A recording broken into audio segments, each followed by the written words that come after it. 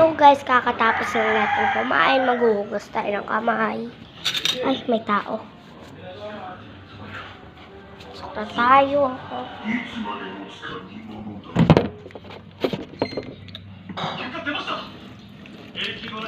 Baliktad lang yan guys ha, yung pinupuntahan kong bahay, hindi sa amin yun. Ito talaga yung bahay namin, house. Ito talaga.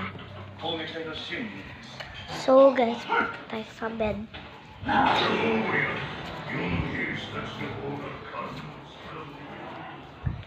And ito pala yung kwarto ko.